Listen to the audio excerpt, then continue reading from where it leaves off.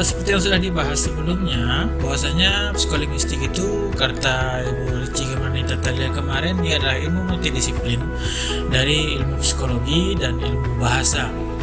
Beberapa ahli menyebutkan bahwa psikolinguistik itu merupakan suatu ilmu yang mencoba menguraikan proses psikologi seseorang dalam berbahasa. Jadi di situ dapat dilihat bahwasanya kajian utama dari psikolinguistik itu adalah ilmu bahasa yang berhubungan dengan perilaku manusia dan proses-proses yang berkaitan dengan perilaku dari kebahasaan tersebut. Ya, seperti yang disampaikan minggu lalu, bahwasanya kajian ini lahir dari beberapa hasil riset penelitian baik dari ahli psikologi ataupun ahli bahasa. Dari hasil riset tersebut, beberapa peneliti menyebutkan bahwa psikologi bahasa itu lebih besar mengacunya pada kajian psikologi dibandingkan ilmu bahasa. Sedangkan psikolinguistik dia lebih cenderung kajian keilmuannya itu ke bidang linguistik atau ilmu bahasa dibandingkan ilmu psikologi. Walaupun pada dasarnya psikologi bahasa dan psikolinguistik itu dari kebahasaan hampir-hampir mirip, tetapi nyatanya psikologi bahasa dan psikolinguistik itu ternyata berbeda. Psikologi bahasa fokus keilmuannya itu kepada bagian psikologi, sedangkan psikolinguistik itu dia lebih cenderung ke ilmu bahasa. Ya, jadi di situ dapat kita lihat bahwasanya psikologi itu dia nanti akan berhubungan dengan beberapa cabang ilmu lain. Jadi dia bukan hanya dari bahasa saja, tapi juga seperti yang disampaikan Ibu Ricci, nanti dia akan berhubungan dengan kemampuan otak atau kognitif seseorang. Kemudian dia akan juga dipengaruhi oleh faktor sosialnya, dia juga akan dipengaruhi oleh faktor budayanya, dan juga akan dipengaruhi oleh beberapa bagian keilmuan yang lainnya di dalam kajian psikologi linguistik ini, psikolinguistik ini. Jadi dari hal itu dapat kita ketahui bahwasanya jika kita bahas mengenai ilmu psikologi, berarti kita membahas mengenai perilaku manusia, baik yang mengkaji tentang rangsangan, reaksi atau respon, kemudian bagaimana respon terhadap rangsangan itu kembali, atau bisa jadi bagaimana proses akal atau proses berpikir pada otak, kemudian bagaimana juga otak itu memberikan respon kepada fisik atau kejiwaan atau perilaku seseorang tersebut. Jadi kalau kita lihat dasarnya berarti sudah jelas berbeda, bahwasanya psikologi bahasa dan psikolinguistik itu pada dasarnya berbeda. Namun intinya itu bagaimana cara kita melihatnya dari sudut pandang yang berbeda. Seperti yang saya sebutkan di awal, beberapa referensi yang sudah kita baca bahwasanya segala sesuatu itu pasti ada awalnya. Jadi yang akan kita bahas di sini adalah asal muasal lahirnya ilmu psikolinguistik. Lahirnya psikolinguistik itu berdasarkan hasil riset penelitian itu semula dirintis oleh ahli-ahli bahasa yang berminat dalam kajian psikologi dan beberapa ahli psikologi yang berminat dalam kajian kebahasaan. Berarti walaupun dalam bentuk kajian keilmuan yang berbeda, ahli bahasa yang tertarik dalam bidang psikologi dan ahli psikologi yang tertarik dengan ilmu bahasa, mereka sama-sama mempunyai ide untuk melihat bagaimana psikologi itu mempengaruhi bahasa atau bahasa mempengaruhi psikologi. Jadi para linguis ini dia memandang bahwasanya bahasa sebagai objek kajian linguistik dan para psikologi memandang bahasa sebagai salah satu objek kajian dalam kajian psikologi. Karena pada dasarnya mereka tidak bisa dipisahkan ataupun bisa saja disamakan, tetapi pada dasarnya bagaimana cara kita melihat dari sudut pandang yang berbeda. Contoh sederhana itu dalam kehidupan sehari-hari, jika kita melihat mobil, anggaplah semisal mobil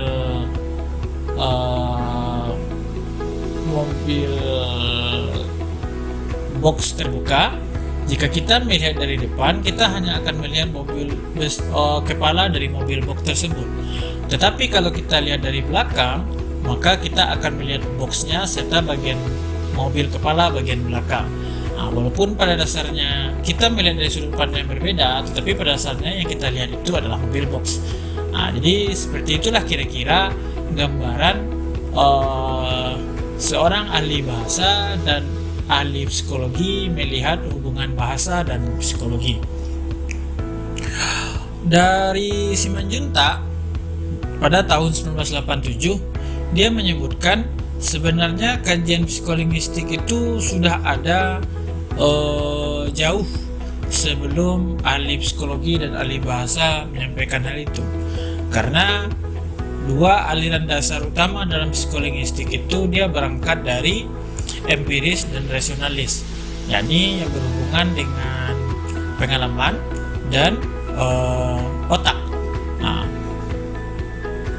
Aliran empiris cenderung mengkaji bagian-bagian yang membentuk sesuatu benda sampai ke bagiannya yang paling kecil dan memandangnya sebagai faktor luaran yang langsung dapat diamati. Oleh karena itu, menurut Simanjuntak, aliran ini sering juga disebut bersifat atomistik dan sering dikaitkan dengan asosianisme dan positivisme. Sedangkan aliran rasionalisme cenderung mengkaji prinsip-prinsip akal dan nurani atau kekayaan bawaan yang dibawa lahir oleh seseorang. Jadi dapat dilihat di situ bahwasanya perbedaan dasar dari kajian empiris dan rasionalis dalam psikolinguistik itu dia melihat bahasa itu dalam empiris itu merupakan satu bentuk pengalaman yang bisa dilihat secara langsung kemudian dan dapat diamati. Sedangkan dalam aliran rasionalis, ketika manusia itu sudah lahir, setiap bahasa itu merupakan suatu bentuk hasil dari proses akal dan nurani. Jadi dari itu kita bisa lihat bahwasanya kajian ini lebih nampaknya pada kemampuan penanaman dan kemampuan penalaran pada otak. Ya, di antara tokoh-tokoh yang terkenal dalam psikolinguistik ini, yang pertama ada Van Humboldt, ada De Saussure, ada Edward Sapir, ada Bloomfield, dan lain sebagainya.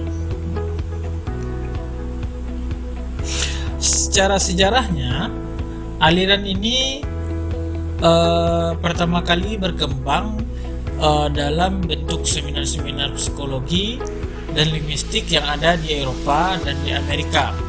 Kemudian dari hasil-hasil seminar tersebut terbitlah buku atau proceeding, kemudian jurnal-jurnal penelitian tentang psikologi bahasa ataupun psikolinguistik atau linguistik psikologi. Kemudian seiring berkembangnya waktu sampai jugalah keilmuan ini, psikolinguistik ini ke Indonesia, seperti adanya Tarigan, adanya Simanjuntak, adanya Namaban, ada Cair, dan lain-lain. Jadi dapat disebutkan bahwasanya secara umum aliran-aliran ini bermuara pada kajian dalam psikolinguistik, seperti proses berbahasa dalam komunikasi, proses bahasa dalam pikiran, bagaimana bentuk penulisan bahasa, bagaimana pola tingkah laku dalam berbahasa, bagaimana pola berbahasa, dan bagaimana persoalan makna dalam bahasa dan bertingkah laku. Ya, aneh juga rasanya kalau saya hanya berbicara sendiri, karena biasanya saya selalu ditemani oleh Ibu Ricci. Tapi tidak apa-apa, setidaknya dengan saya berbicara ini, setidaknya saya bisa mentransferkan beberapa pengetahuan sederhana saya mengenai psikolinguistik dan dari beberapa sumber yang sudah saya baca. Ya, oke. Sebenarnya dari beberapa tokoh yang telah saya sampaikan tadi, mereka itu mempunyai pandangan-pandangan dalam psikolinguistik. Contohnya adalah Humboldt. Dia berpandangan bahwasanya pandangan hidup dan budaya suatu masyarakat itu ditentukan oleh bahasa masyarakat itu sendiri. Bunyi bahasa itu adalah suatu bentuk luar, sedangkan pikiran itu adalah bentuk dalam yang selalu berada dalam otak kita. Jadi suatu struktur bahasa itu ditentukan oleh otak si penutur, dan mita tutur sebagai orang yang mengetahui bentuk jalan dari berbahasa tersebut. Kemudian ada Sapir dan Wolff. Dia menyebutkan bahwasanya bahasa itu sudah dibawa sejak lahir. Bahasa menentukan pikiran seseorang. Bahasa bukan hanya sebagai penyalur ide, tapi juga sebagai pembentuk ide dan mental seseorang. Menurut mereka, pemahaman terhadap kata mempengaruhi pandangan kepada realitas. Pikiran kita yang dapat mempengaruhi kata yang kita gunakan. Intinya, ketika kita memikirkan sesuatu, maka dengan mudahlah pula kita menentukan bahasa atau kata-kata yang kita pakai. Kemudian ada John Piaget. Dia menyebutkan bahwasanya bahasa itu merupakan suatu aspek penting dalam otak. Jadi pikiranlah yang dapat menentukannya, sehingga dengan pikiran tersebut orang dapat memilih dan membentuk bahasa sesuai waktu, atau bisa menggunakan membentuk waktu pada yang bersamaan. Jadi intinya atau secara sederhananya,